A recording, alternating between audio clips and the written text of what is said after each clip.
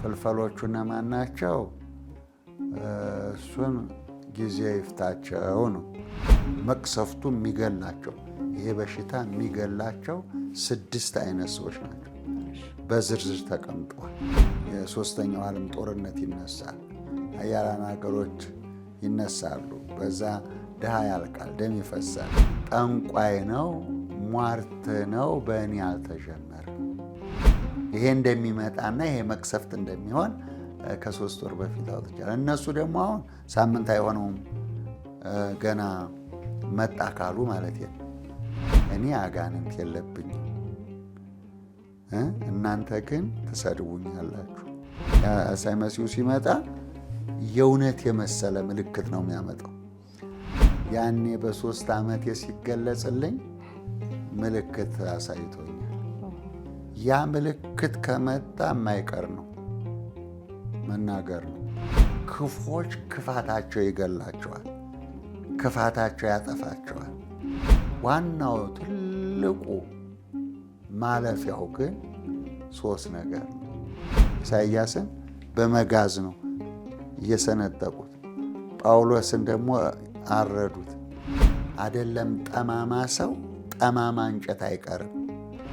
ቸነፈሩ፣ መከራው፣ ስቃው እንደሚመጣ ነሐሴ 28 2017 ዓመተ ምህረት ከአዲሱ ዓመት ዋዜማ ላይ ይሄን አውጥቻለሁ።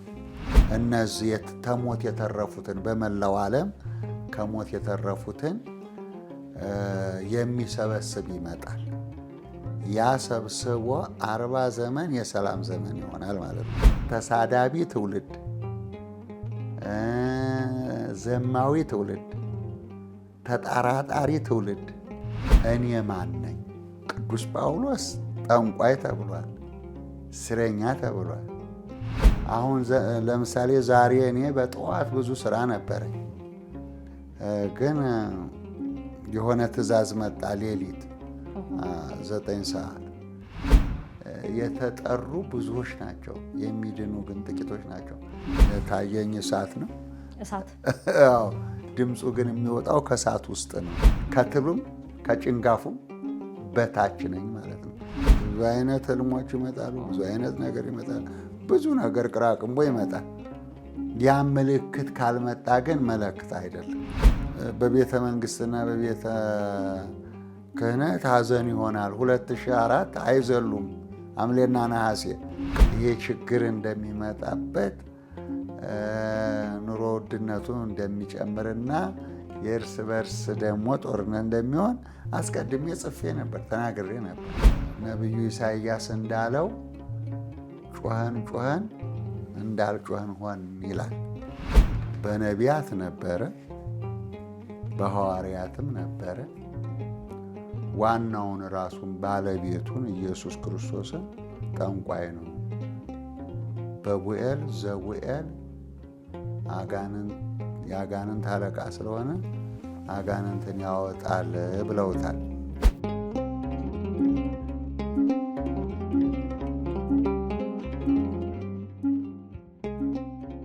እንግዲህ በተደጋጋሚ ስለተገናኘን ዛሬ ደግሞ በጾመ ነቢያት እንኳን በሰላም ወደ ሰፈራችን መጣችሁ። መልካም እንግድነት። በጣም እናመሰግናለን። ሰሞኑን ከትንሽ ሳምንታት በፊት አስቸኳይ መልእክት ብለው ለቀው ነበረ ስለ መርካቶ ላይ ፍልፈሎች ይገባሉ እና እነዛ ፍልፈሎች እንዳያጠቋችሁ፣ ንብረቶቻችሁን እንዳይበሉ ተጠንቀቁ የሚል መልእክት አስተላልፈው ነበረ። ብዙ ሰው እዚህ ላይ ጥያቄ አንስቷል። ፍልፈሎቹን ማወቅ እንችላለን ወይ? ደሞስ ምን ያህል ጊዜ ይቆያሉ? በስመ አብ ወወልድ ወመንፈስ ቅዱስ አሐዱ አምላክ አሜን። አምላካችን መድኃኒታችን ኢየሱስ ክርስቶስ ሆይ በስሜ 2ም 3ም ሆናችሁ ብትገኙ እኔ በመካከላችሁ እገኛለሁ ያልክ ቸር አምላካችን በመካከላችን ተገኝተ ጉባኤያችንን ባርክልን፣ ማህበራችንን አስፋልን፣ ሰምተን ለመዳን ጸልየን ለመሰማት እንድታበቃን እንለምንሃለን ለዘላለሙ አሜን። ውድ ተመልካቾቻችን እንግዲህ ዛሬ ጾመ ነቢያት ጀምረናል። የነቢያት ጾም ማለት የኦርቶዶክስ ተዋሕዶ ልጆች ጾም የሚጀምሩበት እስከ ገና ድረስ የሚጾሙበት የገና ጾም የሚባለው ነው። ጾመን ጸልየን ደግሞ በሰላም ብርሃነ ልደቱ እንዲያደርሰን የአምላካችን ቅዱስ ፈቃዱ ይሁንልን። ወደ ጥያቄው ስመጣ እንግዲህ ብዙ ሰው ተመልክቶታል፣ አይቶታል በማማ ሚዲያ። ለጥያቄው መልስ ለመስጠት መልእክቱ 4 ፍልፈሎች።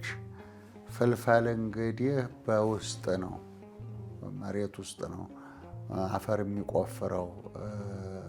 ፍልፈል የሚባለው ነገር አፈር ቆፋሪ ነው። የሚኖረው ደግሞ በመሬት ውስጥ ነው እና መርካቶ የገቡት 4 ፍልፈሎች ናቸው። እነዛ 4 ፍልፈሎቹ ደግሞ ውስጡን ቆፍረው ጨርሰዋል። ግን ወደ ላይ አፈሩን ካወጡት አፈር ባፈር ከሆነ መርካቶ ንብረት ይበላሻል፣ ሰው ይፈናቀላል። ስለዚህ ተጠንቀቁ፣ ንብረታችሁንም ጠብቁ።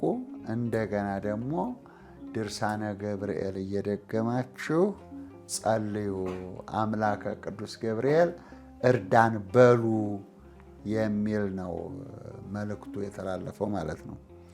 ስለዚህ ፍልፈሎቹ እነማን ናቸው? እሱን ጊዜ ይፍታቸው ነው። ስማቸው ፍልፈል ነው፣ ጊዜ ይፍታው ነው። እስከ መቼ ይቆያል? ያንን የሚያውቀው እግዚአብሔር ብቻ ነው። ቅርብ ይሁን ሩቅ ይሁን መቼ ይሁን መቼ እግዚአብሔር ነው የሚያውቀው። ስለዚህ ሁለቱ ነገር ላይ መመለስ አንችልም። ፍልፈል ማለት ይሄ ማለት ነው ብሎ የሚተረጉም ሌላ ነው። መጽሐፍ ቅዱስም የሚለው አንዱ በልሳን ይናገራል፣ ሌላው ደግሞ ይተረጉማል የሚል ነውና ጊዜና ይሄ ስጦታ ያላቸው ደግሞ ይተረጉሙታል ማለት ነው። ጊዜ ገደብ የለውም። መቼ ይጀምራል መቼ ይጨረሳል የሚያውቀው እግዚአብሔር ብቻ ስለሆነ እሱም ነቢያት ጌታ ይወርዳል ይወለዳል ብለው 700 ዓመት ነው የጠበቁ። ስለዚህ ትንቢት ወይም መልእክት በዚህ ቀን አይባልም። የእሱ መጨረሻውን እግዚአብሔር ያውቃል። ብዙ ጊዜ መልእክቶች ይነግሩናል፣ ትንቢቶችም ይናገራሉ። በዚህ ሰዓት እንደዚህ ይሆናል እንዲሆናል የሚሉ መረጃዎች ያደርሱናል። አንዳንድ ሰዎች ጥያቄዎች አሏቸው። ይህንን አስቸኳይ መልእክትና ትንቢት ከየት ነው የሚሰሙት? እንዴት አድርገን መቀበል እንችላለን? የሚሉት ነገር አለ። እነዚህን ነገሮች እንዴት ይደርሷቸዋል ይላሉ? በጣም ጥሩ ነው። እንግዲህ ከእግዚአብሔር የሆነ የእግዚአብሔርን ቃል ይሰማል ይላል መጽሐፍ። ከእግዚአብሔር የሆነ ሁሉ የእግዚአብሔር መልእክት ይደርሰዋል። ከእግዚአብሔር ያልሆነ ደግሞ ነቢዩ ኢሳይያስ እንዳለው ጮኸን ጮኸን እንዳልጮኸን ሆን ይላል። አይሰማም። ምክንያቱም ለነሱ እግዚአብሔር እንዲተላለፍ ስላልፈቀደላቸው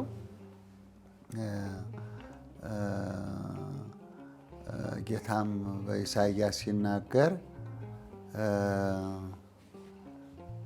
ጆሮአቸው አደነቆሩ፣ ልባቸውን አደነደኑ፣ ተመልሼም እንዳልፈውሳቸው እምነታቸው ጎደሎ ነው ይላል። ስለዚህ እግዚአብሔር የፈቀደላቸው እግዚአብሔር የጠራቸው ይህን መልእክት ሊያደርጉት የሚችሉ ሰዎች ይደርሳቸዋል። ብዙ ጊዜ ግን ሲፈጸም ለማየት ነው እንጂ አድርገነው እንዳን አድርገነው እንለፍ የሚል እስካሁን አላየሁም። ለምን ብዙ ነገሮች ሲፈጸሙ ለምሳሌ አንዳንድ ነገሮችን ባነሳ ደርግ 83 ዓመተ ምህረት አይዘልም እያልኩ በመዞርበት ጊዜ እስራትና ድብደባ ነው። ማን የላከህ ነው ሲፈጸም ነው እንግዲህ መከራው ሲመጣ ነው በቃ ያን ጊዜ የሚያስቡት ማለት ነው። ሌላው ደግሞ በኤርትራና በኢትዮጵያና በኤርትራ መካከል ጦርነት ይነሳል ብዬ ሳውጅ ሌላ አካል እንደላከኝ አድርገው ነበር እስር ቤት ያስገቡኝ ማለት ነው።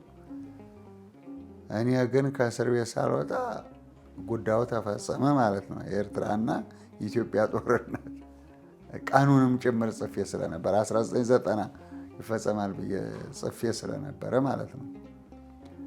ሌላው በቤተ መንግስትና በቤተ ክህነት ሐዘን ይሆናል። 2004 አይዘሉም ሐምሌና ነሐሴ ቀኑን ቆርጦ እግዚአብሔር የነገረኝ አቡነ ጳውሎስ አቶ መለስ ዜናዊ 2004 ሐምሌና ነሐሴ አይዘሉም ብዬ ስናገር እስር ቤት ነው የተቀመጥኩት።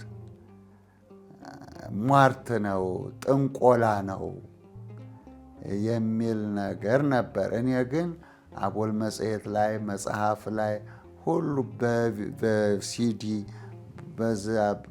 በሚዲያ አውጥቼ ነበረ። ነገሩ ሲመጣ ግን እንዲህ ብለው ነበረ ነው እና ብዙ ጊዜ ይሄ ነገር ሳይመጣ እናገር ነበር። ለምሳሌ አሁን ይሄ የምንዛሬው ይሄ ዓለም አቀፍ ምንድን ነው የሚባለው ሳይመጣ ገና ሳይመጣ ማለት ነው እኔ አውጥቼ ነበር። ጋጋኖ የሚባል መጣባችሁ፣ ትንንሽ ነጋዴዎች አበቃ፣ ህዝቡም ደግሞ ይሄ ችግር እንደሚመጣበት ኑሮ ውድነቱ እንደሚጨምርና የእርስ በርስ ደግሞ ጦርነት እንደሚሆን አስቀድሜ ጽፌ ነበር፣ ተናግሬ ነበር። እስቲ ጸሎት እናድርግ፣ እስቲ እንመለስ፣ እስቲ እንየው፣ ይሄ ነገር እየተፈጸመ ነው የሚለው ግን የለም። ስለዚህ የተጠሩ ብዙዎች ናቸው፣ የሚድኑ ግን ጥቂቶች ናቸው።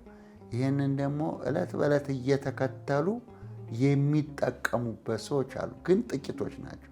የሚጠቀሙበት አሉ፣ የሚሰሙ አሉ። የታዘዙትን አድርገው ከክፉ ነገርም እንዳይሆንባቸው የዘለላቸው የታዘዙትን ያደረጉ አሉ። እነኛ ጥቂቶች ናቸው። አብዛኛው ግን መጽሐፈ ምሳሌም እንደተናገረው ቢሰሙህም ባይሰሙህም መልእክቱን አድርስ ስላለ እሱን ማድረስ ብቻ ነው። ስለዚህ ከእግዚአብሔር ነው ይሄ መልእክት የሚመጣ? ከእግዚአብሔር ነው። አዎ እኔ ከድሮውም ቢሆን ለምሳሌ እኔ እግዚአብሔርን ጽድቅና ኩነኔ ሳለይ ነው የጀመርኩት። ጽድቅ ይሁን ኩነኔ ይሁን ክፉ ይሁን በጎ 3 ዓመት ሕፃን ሆኜ ነው የጀመረኝ። ያንን መልእክት እንደዚህ ያደርሱ ነበረ?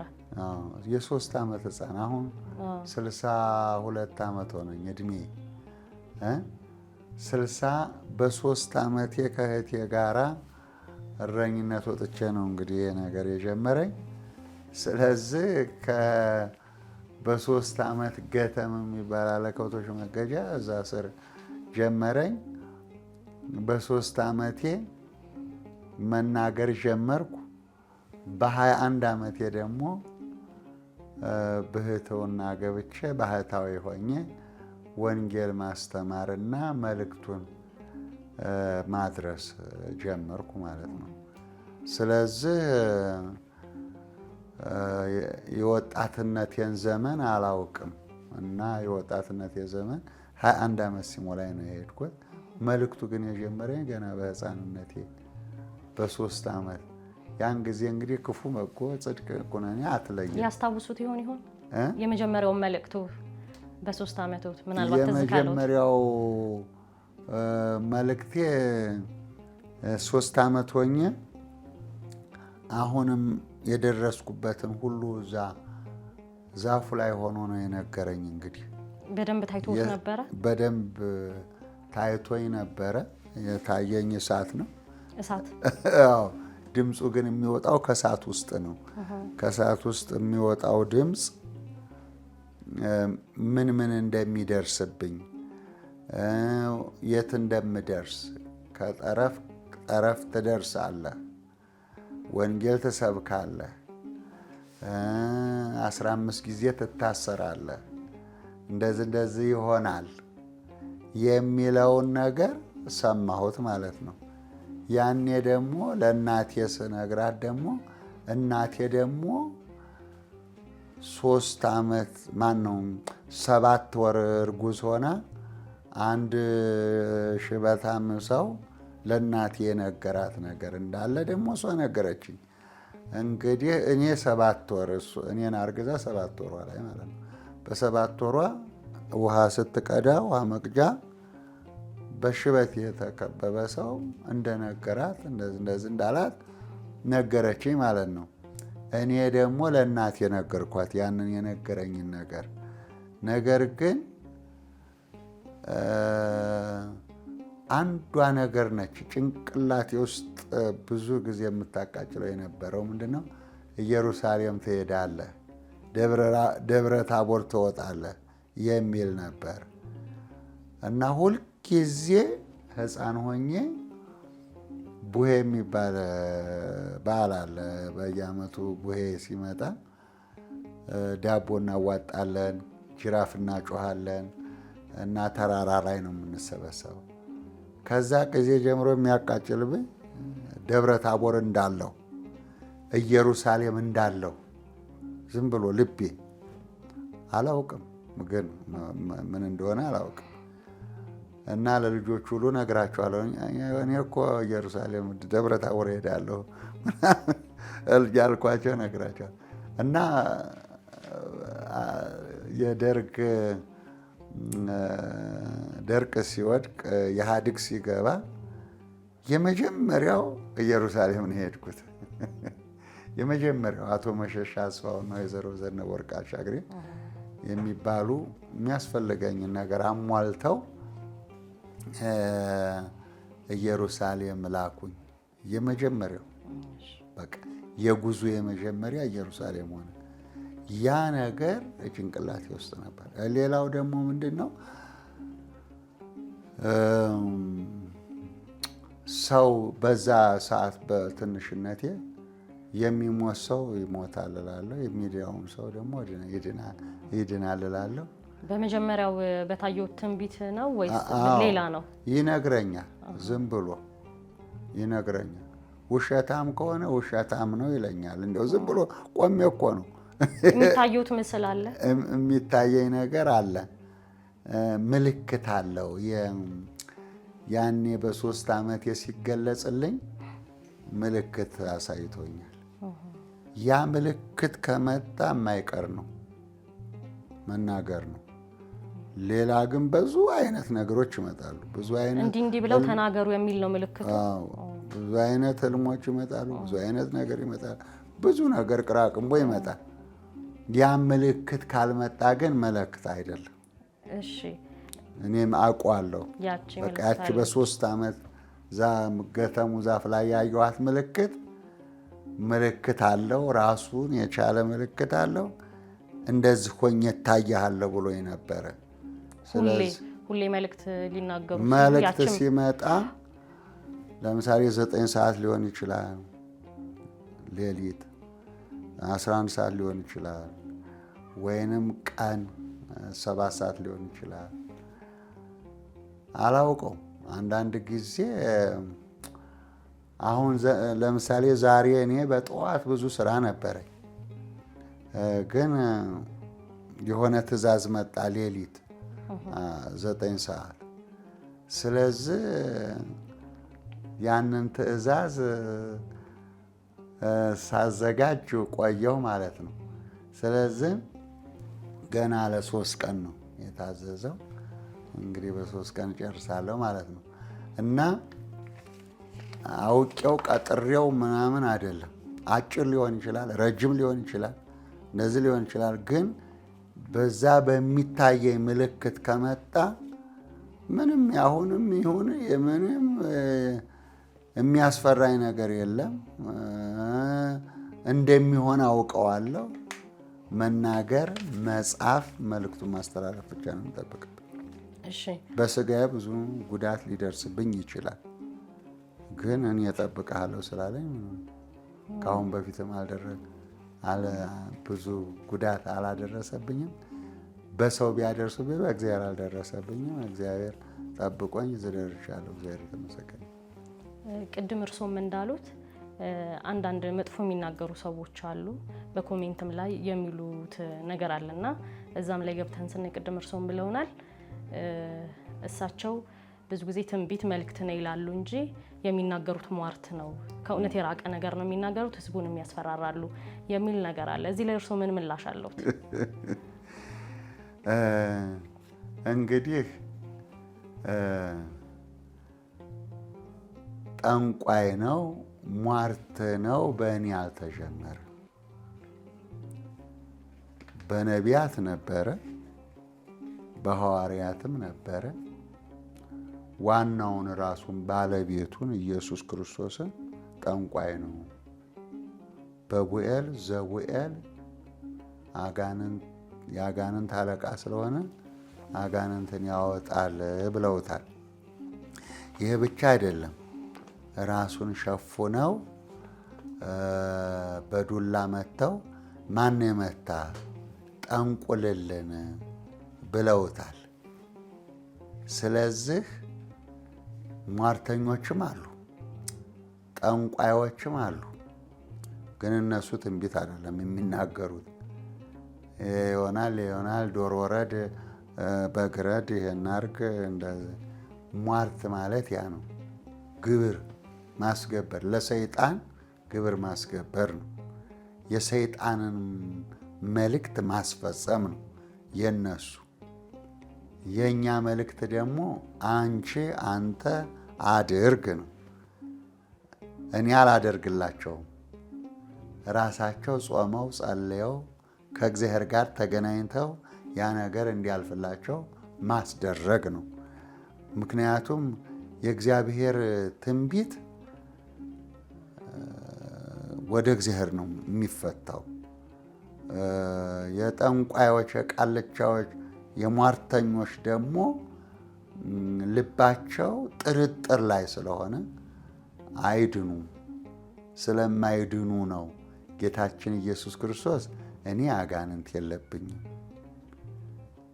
እናንተ ግን ትሰድቡኛላችሁ፣ እኔ ግን መልሼ አልሰድባቸውም ብሎ ሲሰድቡት አልተሳደበም ይላል። እና እኔ ማን ነኝ? ቅዱስ ጳውሎስ ጠንቋይ ተብሏል፣ ስረኛ ተብሏል።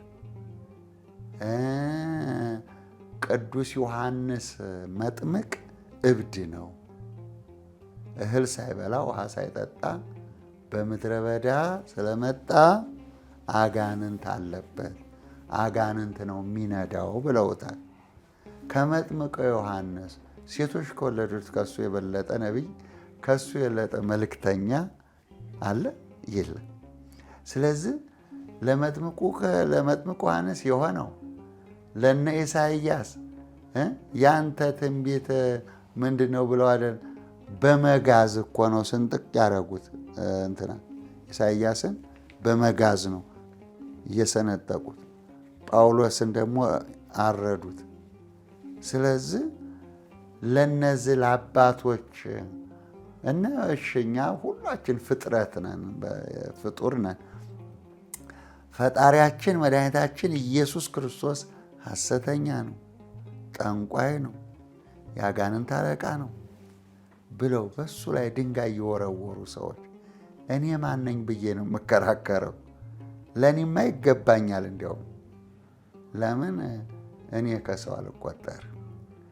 ልበ አምላክ ዳዊት እኔ ትል ነኝ አለ። ቅዱስ ጳውሎስ ደግሞ እኔ ጭንጋፍ ነኝ አለ። የእነሱ የእግራቸው ጥራጊ እንኳን የማልሆን ሰው እኔ ከዛ በታች ነኝ ማለት ነው። ከትሉም ከጭንጋፉም በታች ነኝ ማለት ነው። ስለዚህ ቅድም እንዳልኩሽ ከእግዚአብሔር የሆነ የእግዚአብሔር ቃል ይሰማል ነው። ስለዚህ ተሳዳቢ ትውልድ፣ ዘማዊ ትውልድ፣ ተጠራጣሪ ትውልድ ባለበት ምርጫ ነው። እግዚአብሔር የጠራው ብቻ ነው የሚድነው። ክፉና አመንዝራ ትውልድ ተብሎ ተጽፎበታል። አይድንም። ግን ያለኛ ክብር ስለሆነ በርቱ በይልኝ። እንደውም በመልእክትሽ ላይ እሺ። ሰሞኑን አንድ የመጣ በሽታ አለ፣ ሰምተውት እንደሆነ ማርበርግ የሚሉት በሽታ ነው። ወደ ላይ ወደታች ይላል፣ አጣዳፊ ነው በጣም። በሰውነት ቀዳዳችን እንዳለ በአይናችን፣ በጆሮአችን፣ በአፍንጫችን እንደሚመጣል ከ5 እስከ 10 ቀን እንደው ቢቆይ ነው እድሜም ከሰጠ። በጣም ገዳይ በሽታ ነው። ስለዚህ በሽታ እና ምልክቶች ውስጥ ምን የሚሉት ነገር አለ? በዚህ ውስጥ ከቀጠለ ህዝቡ ምን ማድረግ ይኖርበታል? በሽታው ከምን ጋር የተያያዘ ነው? አንዳንድ ሰዎች እንደሚሉት ይሄ ነገር ምልክት ነው፣ እግዚአብሔር መቅሰፍቱን እየላከ ነው የሚሉ ሰዎች አሉ። እርስዎ ምን ይላሉ እዚህ ላይ? በጣም ጥሩ ነው። ይሄ በሽታ ሳይመጣ ነሐሴ 28 2017 ይሄንን አውጥቻለሁ በሽታው እንደሚመጣ። ይሄ የክርስትና ስም የሚሰጡት ነገር ያው በሽታዎቹ ሁሉ በመጡ ቁጥር ማረግ እንትና ኮረና እንትና ያሉ ክርስትና ስም የሚሰጡ ማዕረግ የሚሰጡ አሉ። እነሱ ይስጡት። የኛ ግን ቸነፈሩ፣ መከራው፣ ስቃው እንደሚመጣ ነሐሴ 28 2017 ዓመተ ምህረት ከአዲሱ ዓመት ዋዜማ ላይ ይሄን አውጥቻለሁ። ማንም ሰው አሁን እዛ ገብቶ ማየት ይችላል። ማማ ሚዲያ ላይ ነሐሴ 28 የተጻፈውን 6 አይነት ሰዎች ነው የሚገለው። መቅሰፍቱ የሚገላቸው ይሄ በሽታ የሚገላቸው 6 አይነት ሰዎች ናቸው፣ በዝርዝር ተቀምጠዋል። ስለዚህ ይሄ መቅሰፍት ከእግዚአብሔር የታዘዘ ነው። ምክንያቱም እነኚህ 6 አይነት ሰዎች ከእግዚአብሔር መንገድ የወጡ ናቸው። አንደኛው ግብረ ሰዶም ነው። ሌሎች አሉ እንግዲህ 5 አሉ። 6 አይነቶቹ እነዚህ 6 አይነት ሰዎች በድንገት በመቅሰፍት መዳኛም የለው መድኃኒትም የለው በየዛው ላይ አስቀምጬ ነበር። አሁን ሐኪሞቹም መድኃኒት የለውም አሉ። ጥሩ ነው እንግዲህ ተስማምተናል።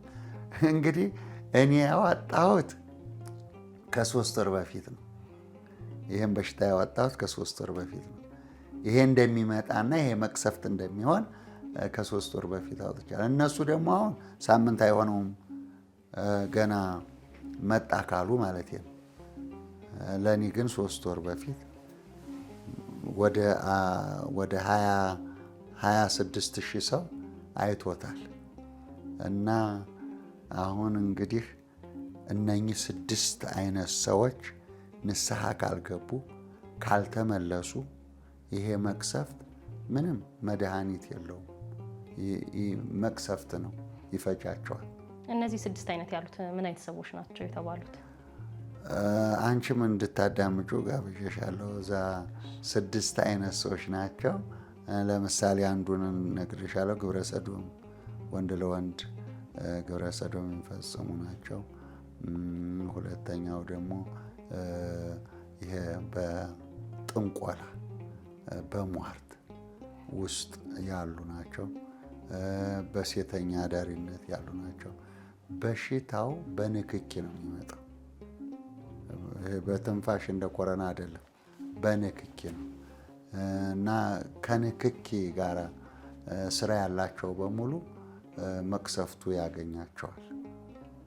እና በደንብ ዝርዝር አድርጌ ከነ መግለጫው አስቀምጫለሁ እዛ ነሐሴ 28 2017።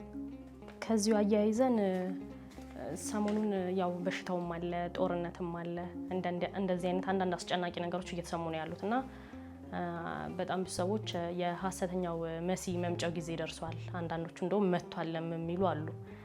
የእሱን ጊዜ ማወቅ እንችላለን ወይስ መጥቷል? ጥሩ ነው። አሳይ መሲሁ ገና አልመጣም።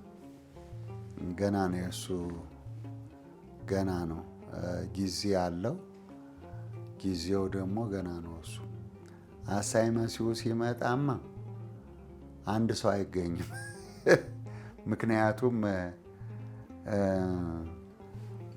አሁን እንኳ በምልክት የሚያምን ትውልድ ነው ያለው።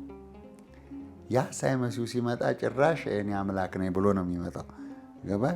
ፀሐይ ጨረቃ ይይዛል እና በዛን ጊዜ በምድር ላይ እምነት ያገኝ ሆነ ይላል የሉቃስ ወንጌል ምዕራፍ 18 እና በምድር ላይ እምነት ያገኝ ሆን። ምልክቶቹን ማንሳት እንችላለን። አዎ፣ ምልክቶቹ የእውነት የመሰለ ነው። የአሳይ መሲሁ ሲመጣ ማለት ነው። የአሳይ መሲሁ ሲመጣ የእውነት የመሰለ ምልክት ነው የሚያመጣው። አሁን ግን ሰው እየጠፋበት ያለው ምንም የውሸት ምልክት ነው። በሚያየው፣ በሚሰማው፣ በሚናገረው ቲክቶክ ላይ አይቶ እንኳን የሚጠፋ ትውልድ ነው ያለውና እውነትን መጠበቅ መነሻው ምንድነው መድረሻው ምንድነው ማለት አይችልም። ስለዚህ የተቀመጡ ነገሮች አሉ፣ ምልክቶቹ ማለት ነው። የእርስ በርስ ጦርነት ይሆናል፣ ቸነፈር ይሆናል፣ ረሃብ ይሆናል፣ ስደት ይሆናል፣ መከራ ይሆናል። እነኚህ ማቴዎስ ወንጌል ምዕራፍ 24 ላይ የተቀመጡት ነገሮች ይፈጸማሉ፣ እልቂትም ይሆናል። ከዛ በኋላ በመሃል አሳይ መሲሁ ከመምጣቱ በፊት ጥሩ ዘመን አለ፣ 40 ዘመን ጥሩ ዘመን አለ። እዚሁ ጋር ግን ላቋርጠውትና ይቅርታ፣ ወደ ጥሩ ዘመን ከመሻገራችን በፊት አሁንም ከዛ በኋላ ነው አሳይ መሲሁ የሚመጣው ለማለት ፈልጌ። ከ40 ዘመን በኋላ አሁን እልቂት ነው። ያን ጊዜ ከ40 ከመልካሙ ነገር በኋላ ነው ያ አሳይ መሲሁ የሚመጣው። ስለዚህ አሁን እልቂቱ ዘመን ነው ያለ ነው ማለት ነው። አሁን ይኸውልሽ ጦርነት አለ፣ ረሃብ አለ፣ ስደት አለ፣ ቸነፈር አለ፣ በሽታ፣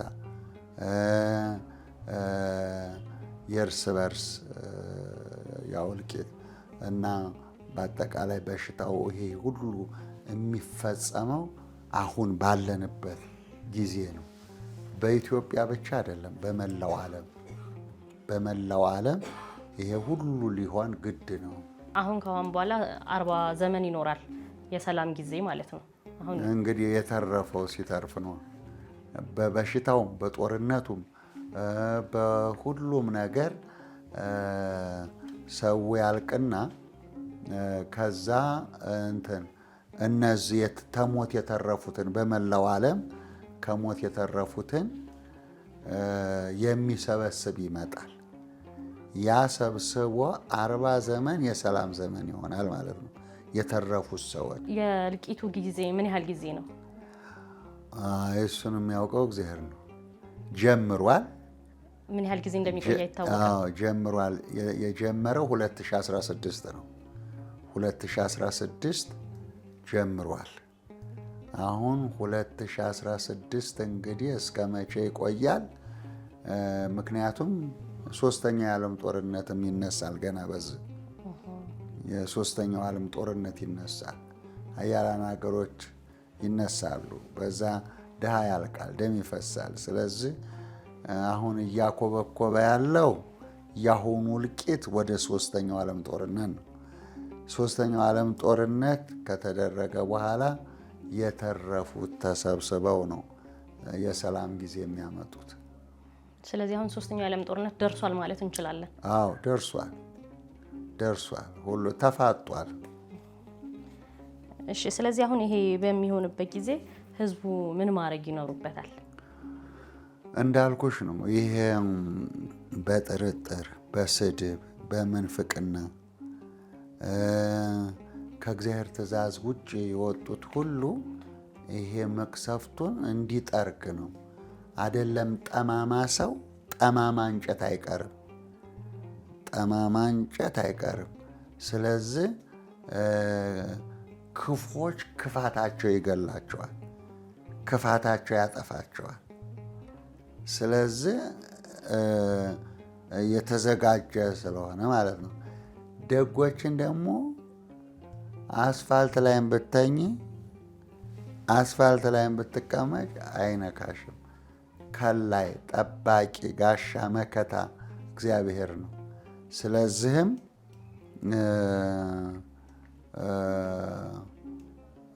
ጾም፣ ጸሎት፣ ምጽዋት፣ ስግደት እያደረጉ መጠበቅ ዋናው ትልቁ ማለፊያው ግን 3 ነገር ነው። አንደኛው እምነት፣ እስከ መጨረሻ የጸና እርሱ ይድናል። እምነት። ሁለተኛው ንስሐ። ሶስተኛው ስጋ ወደሙ መቀበልና መልካም መስራት ነው። እነኚህ ናቸው ከለላ የሚሰጡት። ቅድም እንዳሉኝ ለ3 ቀን የሚቆየ መልእክት ለሊት 9 ሰዓት ላይ መጥቶ እንትን እያልኩኝ ነበረ ብለውን ነበረ። እሱን ነገር ማወቅ የምንችል ከሆነ? አይ ገና አላለቀም። ጸሎት ነው የታዘዝኩት። ጸሎት ስለሆነ ከሌሊቱ 8 ሰዓት ጀምሬ እስከ ቀኑ 9 ሰዓት ድረስ መጸለይ ነው። እንግዲህ በዚህ መጨረሻ መልእክቱ ሊመጣ ይችላል፣ አይታወቅም። ለ3 ቀን አሁን ከሌሊቱ 8 ሰዓት ጀምሬ እስከ ቀኑ 9 ሰዓት ድረስ መጸለይ ነው፣ ዝም ብሎ ያለማቋረጥ ማለት ነው። ስለዚህ መጸለይ ነው። እንግዲህ የዛሬውን በሰላም አጠናቅቄያለሁ። የነገውን ደግሞ እግዚአብሔር ያውቃል። አሜን። ቀረ የሚሉት ማስተላለፍ የሚፈልጉት ሀሳብ ካለ? እኔ እንኳን ቀረ የምለው የለም። የሆነው ሆኖ ግን ለማጠቃለያው ያክል እግዚአብሔር የጎበኛችሁ፣ እግዚአብሔር የፈቀደላችሁ፣ እግዚአብሔር የጠራችሁና እግዚአብሔር የመረጣችሁ ክርስቲያኖች፣ አማኞች ከለላ፣ መጠጊያ፣ ጋሻ፣ መመኪያ ወደ ሆነው ወደ እግዚአብሔር ተጠለሉ። መከራው ብዙ ነው፣ ችግሩ ብዙ ነው። ምክንያቱም አሁን ሰው በሰው እየተመካኘ ነው ያለው። ያም በከሊት እያለ እየተመካኘ ነው ያለው። ስለዚህ ምክንያት ትቶ እኔ ምን ላድርግ፣ የኔ ድርሻ ምንድን ነው ብሎ የራስን ድርሻ መልካም ነገር መወጣት ማድረግ አስፈላጊ ነው። ስለዚህ መጠጊያው እሱ ስለሆነ፣ መድኃኒቱ እሱ ስለሆነ፣ ፈዋሹ እሱ ስለሆነ፣ ሕይወቱ እሱ ስለሆነ ወደ እሱ እንጩህ መልእክቴ ነው። በጣም እናመሰግናለን። እኔም አመሰግናለሁ። ይጠቅማል ብላችሁ እኔን ፈልጋችሁ መጣችሁ ለሕዝብ ለማድረስ ያደረጋችሁትን መልእክት አመሰግናለሁ። እግዚአብሔር ይስጥልን። ደግሞ ኮሜንት ካለ ጥያቄ ካለ ተመልሰሽ ይዘሽ መጥተሽ እንድጠይቁኝ አመሰግናለሁ። እግዚአብሔር ይስጥልኝ። አመሰግናለሁ።